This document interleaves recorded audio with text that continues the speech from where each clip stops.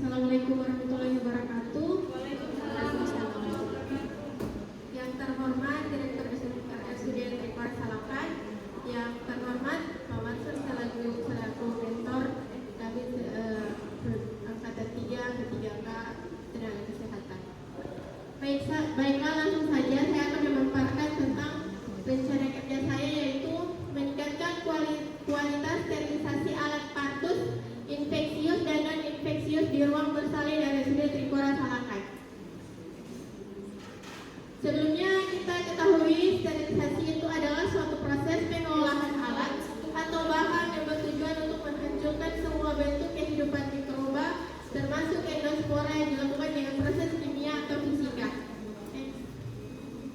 Sterilisasi terbagi atas dua, yaitu metode fisika dan kimia. Kemudian ini adalah sterilisasi dengan metode fisika, dapat dilakukan dengan beberapa cara, yaitu yang pertama pemanasan, yang kedua pemanasan basah, yang ketiga radiasi, yang keempat filtrasi. Sterilisasi dengan metode kimia, yaitu menggunakan dua macam cara. Yang pertama yaitu uap formaldehyde atau hidrogen peroksida, yang kedua yaitu glutaraldehyde bersifat fluorisidal. Next.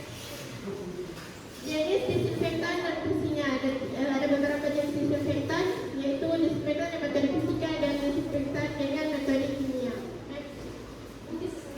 Kita masuk ke rencana kerja saya.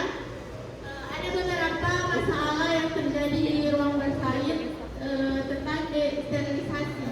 Yang pertama yaitu penyebab masalahnya itu kurangnya ketersediaan alat dan bahan yang digunakan untuk mensterilkan.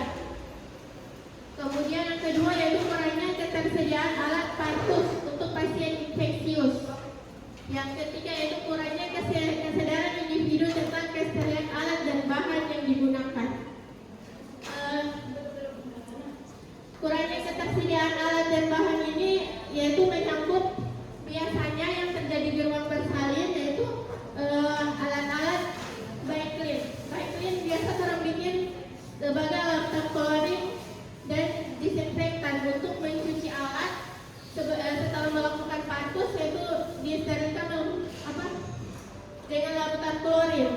Kemudian air DTT itu sebenarnya harusnya tersedia di ruang bersalin, tapi ternyata sampai sekarang sudah tidak ada. Itu berfungsi untuk mencegah infeksi dari vulva, perineum, dan maung uterus. Kemudian yaitu kurangnya ketersediaan alat partus untuk pasien yang infeksius. Di sini alat partusnya di ruang rawat itu cuma 3 yang tersedia dan sebanyak yang tidak layak pakai sebenarnya. Jadi untuk pasien HIV, HIV dan sifilis itu alatnya orang sebenarnya tidak bisa dicampur. Tapi karena kurangnya ketersediaan alat dan pasien yang membeludak, mau tidak mau orang bisa campur juga. Jadi tidak ada orang membedakan itu pasien infeksius dengan non infeksius. Kemudian kurangnya kesadaran individu tentang kesadaran alat. Sebenarnya untuk kurangnya kesadaran, saya rasa semua orang sadar kesterilan alat itu.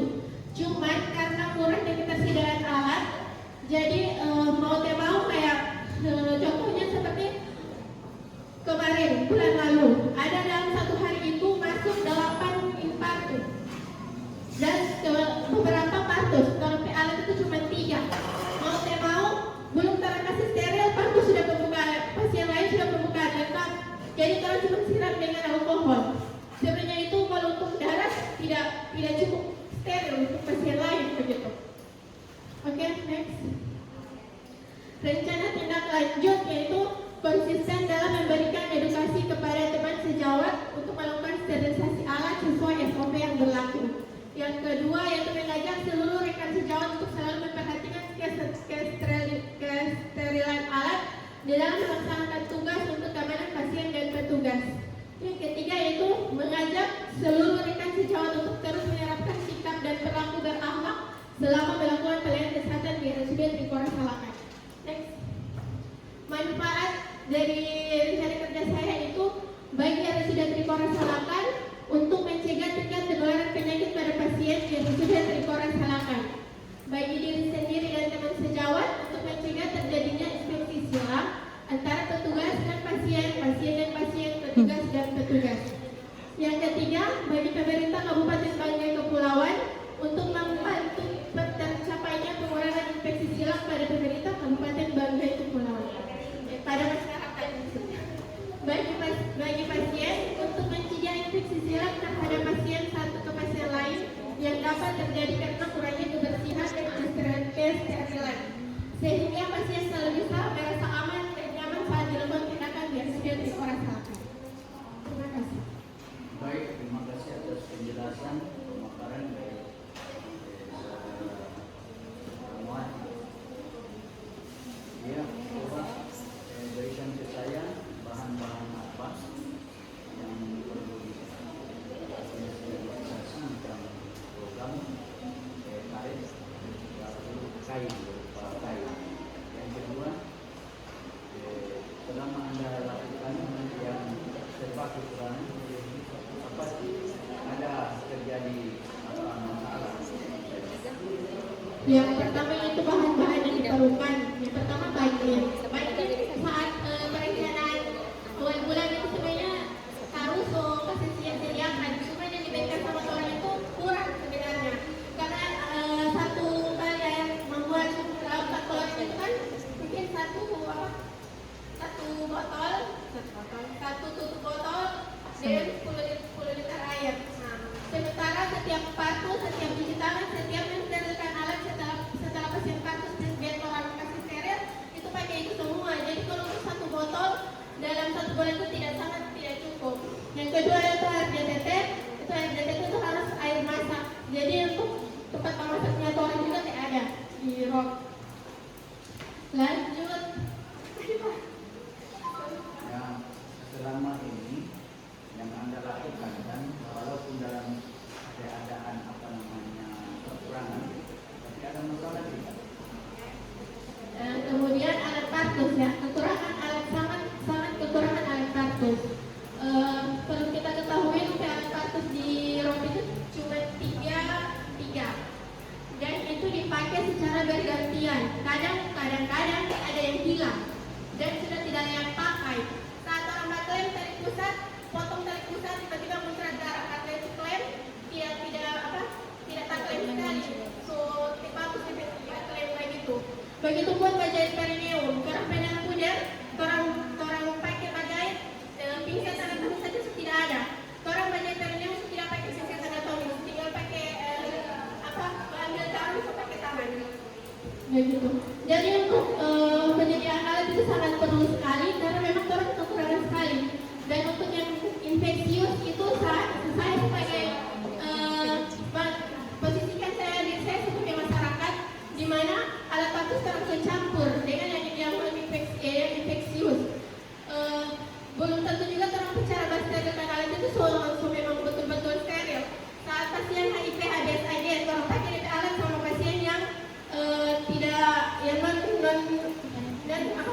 infeksius, otomatis bukan tidak memungkinkan akan terjadinya infeksi silang.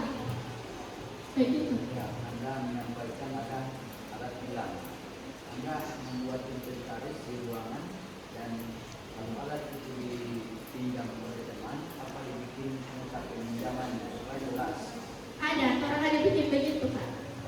Tapi kalau hilang berarti biasanya ini yang dapat Kadang-kadang ya itu juga terang biasa ada, biasa tidak ada itu alat.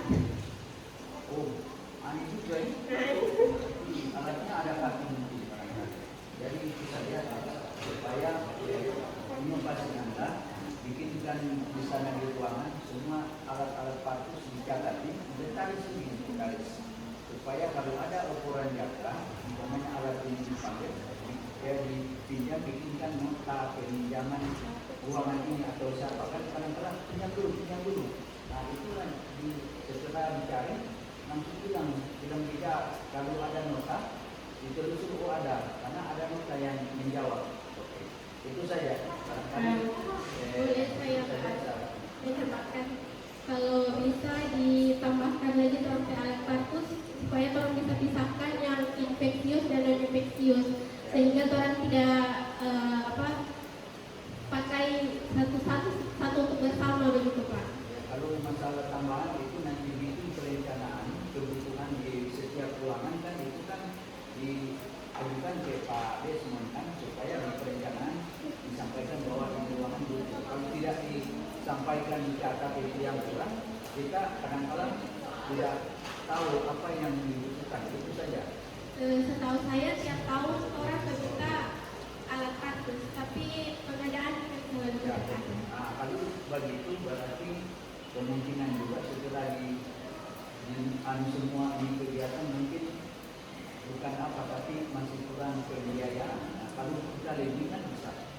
Oke, nah, mungkin barangkali dari direktur bisa masukkan.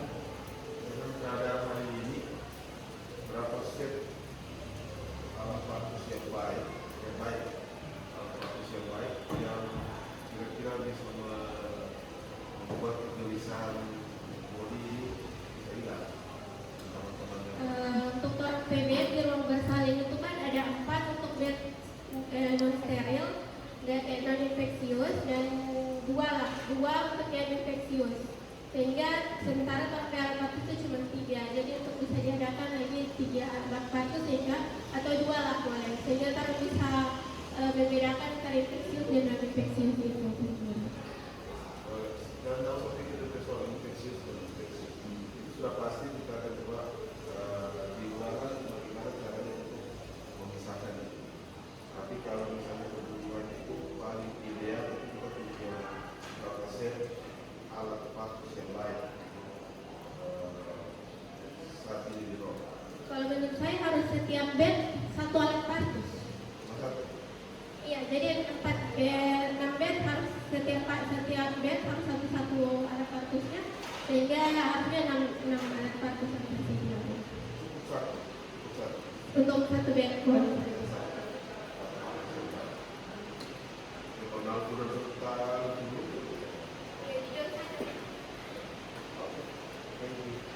Ya, kita berikan aplaus kepada